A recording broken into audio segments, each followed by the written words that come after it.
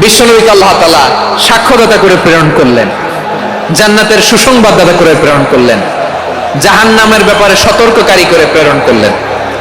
3 নম্বর বৈশিষ্ট্য হচ্ছে জাহান্নামের ব্যাপারে সতর্ককারী। রব্বুল আলামিন বলেন, তাবারাকাল্লাযী নাযালাল ফুরকানা আলা আবদিহি লিয়াকুনা লিল আলামিনা নাযীরা। বরকতময় সেই সত্তা যিনি ফুরকানকে মানে এই কোরআনকে তার বান্দার উপর নাজিল করেছেন, যাতে করে বিশ্ব নবী গোটা মানব মণ্ডলীর জন্য সতর্ককারী হতে পারেন। সুবহানাল্লাহ। বিশ্বনবী সবাইকে সতর্ক করতে এসেছে আমার প্রিয় সিলেটের ভাইয়েরা, নাকি শুধু আমাদেরকে? মুসলিম অমুসলিম, আস্তিক নাস্তিক, মুমিন কাফের, সবার জন্য তিনি সতর্ককারী। সুবহানাল্লাহ পড়েন। সূরা আলাক নাজিল হলো, তারপর সূরা মুদ্দাসসির নাজিল হলো। আল্লাহ বললেন, ইয়া আইয়ুহাল মুদ্দাসসির কুম ফাআনদির, কুম ফাআনদির, stand up and warn your people. বিশ্বনবী ওহীর ভার সহ্য করতে না পেরে কাঁপুনি এসে গেল, শীত লাগছিল, তিনি চাদর গায়ে দিলেন। আল্লাহ বললেন, ইয়া আইয়ুহাল মুদ্দাসসির, হে চাদরওয়ালা, কুম ফাআনদির, স্ট্যান্ড আপ, ফাআনদির, ওয়ার্ন করো, সতর্ক করো। সুবহানাল্লাহ। ওই যে বিশ্বনবী স্ট্যান্ড আপ, দাঁড়ালেন আর সতর্ক শুরু করলেন, এন্তেকালের আগ পর্যন্ত আর বসতে পারেন নাই। ওই যে দাঁড়ালেন, দাঁড়িয়েই রইলেন, উম্মাকে সতর্ক করেই গেলেন, করতেই থাকলেন। আওয়াজ করে পড়েন আল্লাহু আকবার। ওয়া আনদির আশীরাতাকাল আকরাবিন যখন নাজিল হলো, বিশ্বনবী সাফা পাহাড়ের চূড়ায় উঠে গেলেন, ডাকতে আরম্ভ করলেন, ও আমার বংশের লোকেরা, ও আমার সম্প্রদায়ের লোকেরা, আমি যদি বলি পাহাড়ের পেছনে একদল ঘোড়সওয়ার তোমাদেরকে আক্রমণ করার জন্য রেডি হয়ে আছে, ও আমার মক্কাবাসী, আমার কথা তোমরা বিশ্বাস করবা নাকি? সবাই এক বাক্যে বলে দিল, বিশ্বাস করব। সুবহানাল্লাহ। ও আমার মক্কাবাসী, আমি যদি বলি পাহাড়ের পেছনে একদল ব্যাটালিয়ন তোমাদেরকে অ্যাটাক করবে, আমি বললে বিশ্বাস করবা? মক্কাবাসী কি উত্তর দিয়েছিল জানেন? এত হেভি ওয়েটফুল একটা কথা বলেছিল। তারা বলেছিল, অবশ্যই বিশ্বাস করব, কারণ মা জাররাবনা আলাইকা ইল্লা সিদকা, আমরা জীবনে কোনোদিন তোমার মুখে মিথ্যা শুনি নাই। সুবহানাল্লাহ করবেন না? ও মিয়া, যে এলাকায় আপনি জন্মগ্রহণ করলেন, আপনার শৈশব, কৈশোর, আপনার তারুণ্য, আপনার যৌবন যেখানে কাটালেন, ওই এলাকার লোকেরা যদি এক বাক্যে বলে তুমি যা বলবা তাই বিশ্বাস করব, কারণ তোমার তো মিথ্যা কইতে শুনি নাই। মা জাররাবনা আলাইকা ইল্লা সিদকা, we have never ever witnessed a single lie from you, আমরা জীবনে একটা মিথ্যা তোমার মুখ থেকে শুনি নাই। সুবহানাল্লাহ বলেন। দেখেন, এই কথার মাধ্যমে এক বাক্যে বিগত 40 বছরের সার্টিফিকেশন হয়ে গেছে। কথা বলেন ঠিক কিনা? বিগত 40 বছর আমার নবী মক্কায় কেমন লাইফ লিড করেছেন, এক বাক্যে সার্টিফিকেশন, মা জাররাবনা আলাইকা ইল্লা সিদকা। তখন বিশ্বনবী বললেন, ফাইন্নী নাযীরুল লাকুম বাইনা ইয়াদাই আযাবিন শাদীদ, যদি আমার কথা বিশ্বাস করো তাহলে জেনে রাখো, যদি মূর্তি পূজা আর এই শিরকি কর্মকাণ্ড ছেড়ে না দিয়ে এক আল্লাহর পথে ফিরে না আসো, কঠিন আযাব তোমাদের জন্য অপেক্ষা করছে। আওয়াজ করে পড়েন আল্লাহু আকবার। ফাইন্নী নাযীরুল লাকুম বাইনা ইয়াদাই আযাবিন শাদীদ, ভয়ঙ্কর তম শাস্তি তোমাদের জন্য অপেক্ষা করেছে, আমি সেই শাস্তির সতর্কতা দিতে এসেছি। তাহলে বিশ্বনবীর আরেকটা বৈশিষ্ট্য, তিনি সতর্কতাকারী। সুবহানাল্লাহ। তিনি সতর্ককারী, উম্মাকে রিমাইন্ডার দিতে এসেছেন, ওয়ার্নিং দিতে এসেছেন।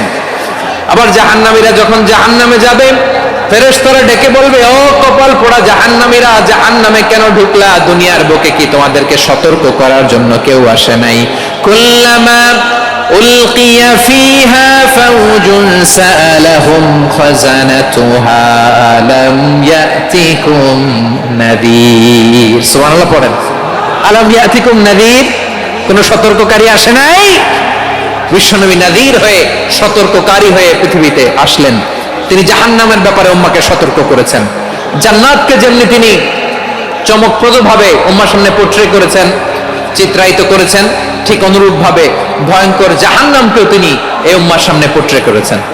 জাহান্নামকে কিভাবে বিশ্বনবী উম্মার সামনে পোর্ট্রে করলেন, চিত্রায়িত করলেন, শুনতে মনে চায়? সিলেটবাসী শুনতে মনে চায়? জান্নাতের কথা শুনে যেমনি জান্নাতে যাওয়ার ব্যাপারে আপনারা আগ্রহী হয়েছেন, জান্নাতের নাজ নেয়ামতের কথা শুনে, জান্নাতের ফিচার শুনে যেমনি জান্নাতে যাওয়ার ব্যাপারে আমরা উদ্বেলিত হয়েছি, উচ্ছ্বসিত হয়েছি, জাহান্নামের কথা শুনলে কিন্তু আমাদের কলিজা কেঁপে উঠবে। কিভাবে বিশ্বনবী পোট্রে করলেন? বিশ্বনবী বলেন, নারুকুম হাযিহিল্লাতী ইউকিদু ইবনু আদম জুজউন মিন ৭০ জুজআন মিন হাররি জাহান্নাম। ও আমার উম্মতেরা, তোমরা যে রান্নাঘরে যে আগুন দিয়ে রান্না করো, তোমরা কি ভেবেছো জাহান্নামের আগুন ওই রান্নাঘরের আগুনের মতো না? আপনারা কিচেনে যে রান্না করেন, রান্নাঘরের আগুন আর জাহান্নামের আগুন তো একই না? সিলেটের ভাইরা বুঝে থাকলে উত্তর দেন, কিচেনের রান্নাঘরের আগুন আর জাহান্নামের আগুন এক না? একরকম?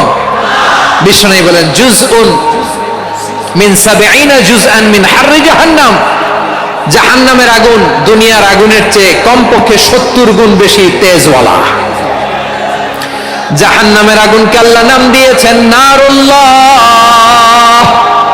এটা আল্লাহর আগুন, নারুল্লাহিল মুকাদা আল্লাতী তাত্তালিউ আলাল আফিদা, যেটা কলিজার মধ্যে যে ধরে যায়। দুনিয়ার আগুন হাতে লাগলে হাত জ্বলে, পায়ে লাগলে পা জ্বলে। জাহান্নামের আগুন দেহের যেই জায়গায় লাগুক না কেন, সাথে সাথে কলিজাটা জ্বলে ছাই হয়ে যাবে। নারুল্লাহিল মুকাদা আল্লাতী তাত্তালিউ আলাল আফিদা। জাহান্নামের আগুন গায়ে লাগলে আপনার কলিজা পুড়ে ছাই হয়ে যাবে। ওই জাহান্নামে আমরা যেতে চাই? আমরা তো সবাই মিলে নাশিদ গাইলাম, জান্নাতে আমরা একা যাব না, সবাই মিলে যাব। ওই জাহান্নাম থেকেও সবাই মিলে বাঁচার দরকার আছে না নাই?